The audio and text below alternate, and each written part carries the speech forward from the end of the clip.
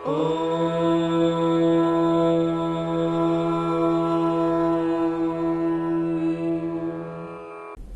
नमस्कार, मैं महेश बिस्सा माई astro club के कार्यक्रम में आपका हार्दिक स्वागत करता हूं।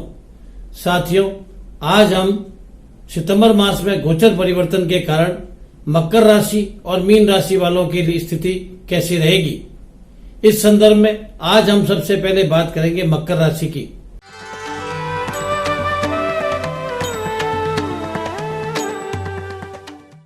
मकर राशि जिसके लगन का स्वामी शनि है, वर्तमान में मकर राशि में वक्री अवस्था में गोचर कर रहा है, जो 29 सितंबर को मार्गी होगा।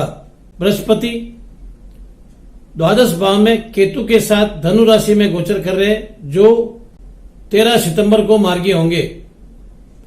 मंगल मेष राशि में चतुर्थ स्थान में मार्गी होकर गोचर कर रहे हैं, 9 सितंबर को वक्री होंगे और वक्री होने के बाद पूरे माह तक वक्री अवस्था में मेष राशि में गोचर करेंगे। षष्ठम भाव में मिथुन राशि में राहु है और द्वादश भाव में बृहस्पति के साथ केतु धनु राशि में 23 सितंबर को राशि परिवर्तन करके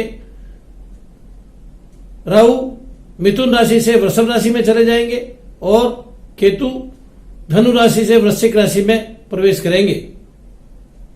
सप्तम स्थान में शुक्र कर्क राशि में गोचर कर रहे हैं, जो 27 सितंबर को राशि परिवर्तन करके कर्क राशि से सिंह राशि में प्रवेश करेंगे। सिंह राशि में वर्तमान में सूर्य और बुध गोचर कर रहे हैं।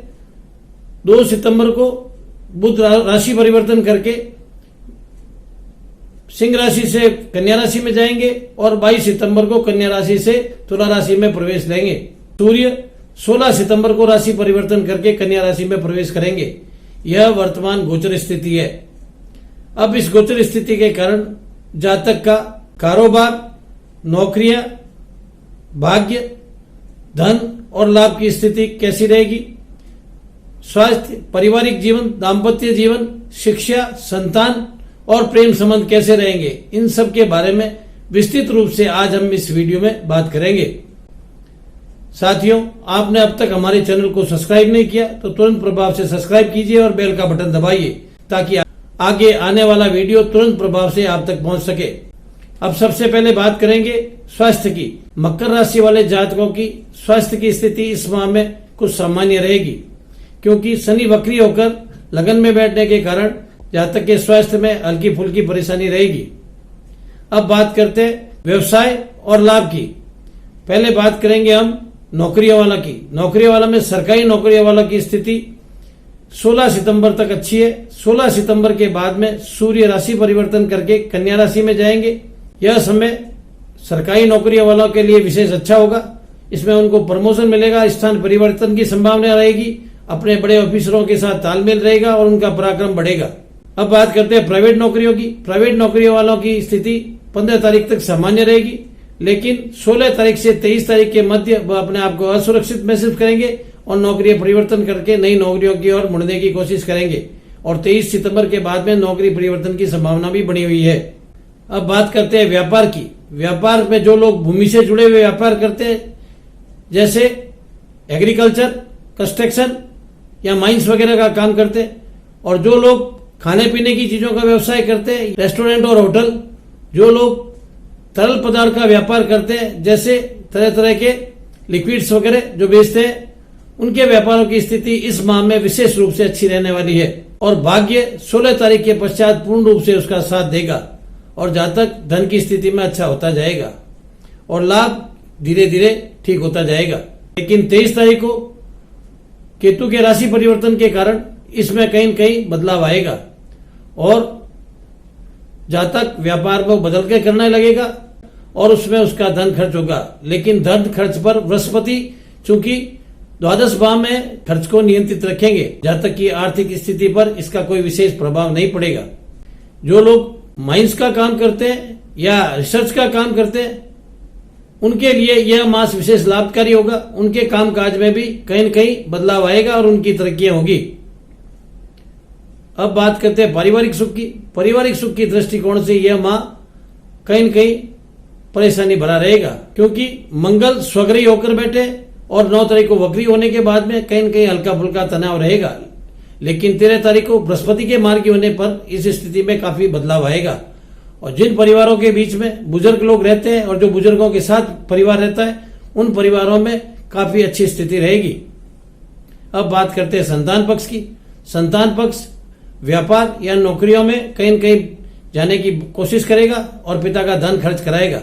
23 तारीख के बाद में अपने स्थान परिवर्तन करेंगे और नई नौकरियों या काम धंधे की ओर मुड़ने लगेंगे और जातक की स्थिति संतान पक्ष की ओर से ठीक हो जाएगी।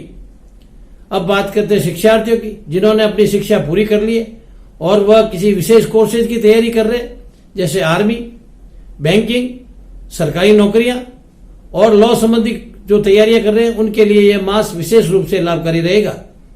अब बात करते हैं प्रेम संबंधों की। प्रेम संबंधों की स्थिति इस माह में कुछ अच्छी है। प्रेम संबंध धीरे धीरे शादी ब्याह में भी बदल सकते हैं, लेकिन 23 तारीख के बाद में अगर शादी में नहीं बदलते हैं तो उनके प्रेम संबंधों में कहीं कहीं तनाव रहेगा और आगे जाकर ये स्थिति और ज्यादा खराब हो जाएगी। अब बात करते हैं सट्टे और शेयर के व्यापार की। जिन्होंने इन्वेस्ट कर रखा है, 23 तारीख तक उनको विशेष लाभ होगा और उनके धन की स्थिति अच्छी हो जाएगी। लेकिन 23 तारीख के पश्चात जहां तक सोच समझकर व्यापार में इन्वेस्ट करें, अन्यथा हानि का सामना करना पड़ सकता है। अब बात करते हैं सप्तम घर की। पार्टनरशिप में कोई व्यापार चल रहा है तो वह निश्चित रूप से कहीं न कहीं तनाव रहेगा और मतभेद के कारण व्यापार की स्थिति अच्छी नहीं रहेगी। अब बात करते हैं पति पक्ष की। पति पक्ष का स्वभाव कुछ तेज रहेगा और जातक से उनके मनमुटाव रहेंगे और बोलचाल की स्थिति रहेगी और जातक स्वयं का स्वास्थ्य भी कुछ नरम गरम रहेगा। लेकिन शुक्र के राशि परिवर्तन के बाद 27 तारीख के बाद यह स्थिति सुधरती नजर आएगी और 29 तारीख के बाद शनि के मार्गी होने पर यह स्थिति काफी बदलती नजर आएगी।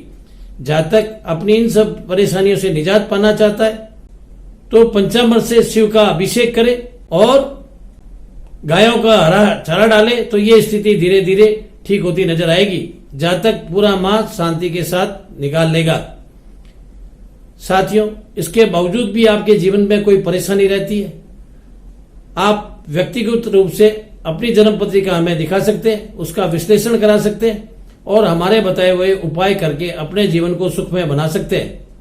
इसके लिए स्क्रीन पर चल रहे व्हाट्सएप नंबर पर कॉल कर सकते हैं, मैसेज कर सकते हैं और फोन पे बात करके समय लेकर अपने जन्म पत्रिका हमें दिखा सकते हैं।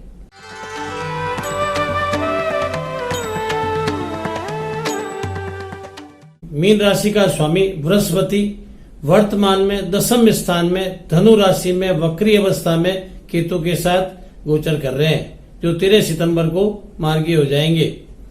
शनि लाभ भाव में वक्री अवस्था में मकर राशि में गोचर कर रहे हैं, जो 29 सितंबर को मार्गी हो जाएंगे। धन भाव में मेष राशि में मंगल गोचर कर रहे हैं, जो 9 सितंबर को वक्री हो जाएंगे और वक्री अवस्था में पूरे माह गोचर करेंगे। सुख भाव में राहु मिथुन राशि में गोचर कर रहे हैं, जो 23 सितंबर को राशि परिवर्तित करके वृषभ राशि में चले जाएंगे और माह के अंत तक वृषभ राशि में गोचर करेंगे। केतु धनु राशि से वृश्चिक राशि में प्रवेश करेंगे और माह के अंत तक वृश्चिक राशि में गोचर करेंगे। पंचम भाव में शुक्र कर्क राशि में गोचर कर रहे हैं, 27 सितंबर को राशि परिवर्तन करके सिंह राशि में चले जाएंगे। सिंह राशि में बुध और सूर्य गोचर कर रहे हैं। 2 सितंबर को बुध सिंह राशि से कन्या राशि में प्रवेश करेंगे और 22 सितंबर को कन्या राशि से तुला राशि में प्रवेश करेंगे। 16 सितंबर को सूर्य राशि परिवर्तन करके सिंह राशि से कन्या राशि में प्रवेश करेंगे। यह वर्तमान गोचर स्थिति है। इस गोचर परिवर्तन के कारण सितंबर माह में कारोबार, नौकरियां, लाभ, धन, भाग्य की स्थिति कैसी रहेगी, स्वास्थ्य, पारिवारिक सुख, दाम्पत्य सुख, संतान, प्रेम संबंध और शिक्षा की स्थिति कैसी रहेगी, इन सब के बारे में विस्तृत रूप से आज हम इस वीडियो में बात करेंगे। साथियों, सबसे पहले बात करेंगे स्वास्थ्य की। सितंबर मास मीन राशि वालों के लिए स्वास्थ्य की दृष्टि से कोई विशेष अच्छा नहीं रहेगा। स्वास्थ्य में कहीं न कहीं छोटी मोटी परेशानियां रहती रहेगी। पूरे माह शारीरिक परेशानी बनी रहेगी। शनि अपनी वक्र दृष्टि से लगन को देख रहा है और बृहस्पति स्वयं वक्री अवस्था में केतु के साथ गोचर कर रहे हैं। स्वास्थ्य की दृष्टिकोण से कहीं न कहीं परेशानियां रहेगी। अब बात करते हैं कारोबार और लाभ की। कारोबार में हम सबसे पहले करेंगे सरकारी नौकरियों की। सरकारी नौकरियों की स्थिति इस माह में 15 तारीख तक अच्छी है। वे अपने पूरे आत्मविश्वास के साथ नौकरी में धीरे धीरे ठीक करते चले जाएंगे। लेकिन 16 सितंबर के बाद में, सूर्य के परिवर्तन के बाद में उनकी स्थिति में बदलाव आएगा। उनको प्रमोशन और स्थान परिवर्तन की संभावनाएं बढ़ने लगेगी और नौकरी में कामकाज की सुविधाओं में भी बदलाव होगा। कामकाज नए वैज्ञानिक ढंग से होने लगेगा, नई पद्धतियां लगने लगेगी। इसके कारण सरकारी नौकरियों में सुविधा बढ़ती जाएगी। सरकारी नौकरियों में सबसे अधिक लाभ की स्थिति जो शिक्षा से जुड़े हुए विभाग है, जिसमें लेक्चरर, प्रिंसिपल, मास्टर आदि की सुविधाएं पूर्ण रूप से इस माह में ठीक होती नजर आएगी। उनका कामकाज आधुनिक ढंग से होने लगेगा। ऑनलाइन एजुकेशन शुरू हो जाएगी, जिनसे उनके कामकाज की सुविधाएं काफी अच्छी हो जाएगी। जो जातक एग्रीकल्चर, माइंस और रिसर्च से संबंधी जुड़े हुए सरकारी नौकरियां कर रहे हैं, उनको इस माह में विशेष लाभ होने वाला है। उनकी नौकरियों में विशेष रूप से परिवर्तन आएगा, उनका स्थान परिवर्तन होगा और उनके प्रमोशन की संभावनाएं पूर्ण रूप से बनी हुई है। अब बात करते हैं प्राइवेट नौकरियों की। 15 तारीख के पश्चात प्राइवेट नौकरियों में आत्मबल कम होने लगेगा और धीरे धीरे वे नई नौकरियों की ओर मुड़ने लगेंगे। अब बात करते हैं व्यापार की। व्यापारिक दृष्टि से यह माह विशेष अच्छा जाएगा, क्योंकि 2 तारीख को बुध सप्तम भाव में अपने उच्च की राशि में चले आएंगे। इसके कारण पत्नी पक्ष का जुड़ाव भी व्यापार के साथ विशेष रूप से रहेगा। पत्नी विशेष व्यापार में सहयोग करेगी। जातक का कामकाज पहले की तुलना में धीरे धीरे ठीक होता जाएगा और जातक अपने व्यापार को धीरे धीरे बदलता नजर आएगा। अपने व्यापार को आधुनिक ढंग से जोड़ता जाएगा। नए नए शहरों में, नए नए राज्यों में ऑनलाइन व्यापार और तरह तरह की आधुनिक तकनीक के साथ अपने व्यापार को धीरे धीरे बढ़ाने लगेगा और अपनी व्यापार की स्थिति को पूर्ण रूप से आधुनिक बनाएगा और व्यापार धीरे धीरे बदलता नजर आएगा और व्यापार की स्थिति धीरे धीरे ठीक होती नजर आएगी और लाभ की मात्रा बढ़ने लगेगी।